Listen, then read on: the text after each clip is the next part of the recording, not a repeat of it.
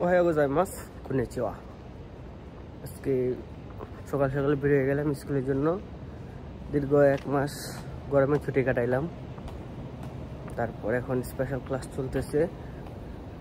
সপ্তাহে আগে ছিল সপ্তাহে 4 দিন 3টা পর্যন্ত, এখন সপ্তাহে 5 দিন 3টা পর্যন্ত।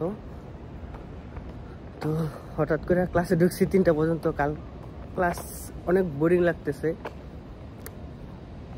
হঠাৎ যেতেছি, এখন বাদ বাকিটা ক্লাসে গেলে বলা যাইব যে ক্লাসের অবস্থা কীরকম, পড়াশোনার অবস্থা কীরকম। তো এখন যাই হোক, আপনার মাঝে মাঝে মনে হয় কি জানেন, সব কিছু ছাইরা মানে একবারে দূর কোথাও চলে যায়।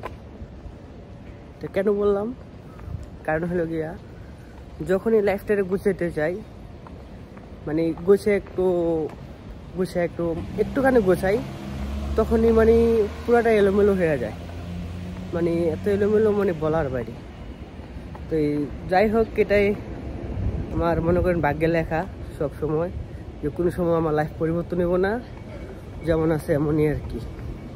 যখনই যে পরিবর্তন করতে, কিন্তু ভাগ্য আমার পিছুই ছাড়ে না। কেন বললাম, এটার একটা কারণ আছে। থাকে এত কিছু কারণ বইলে লাভ নাই।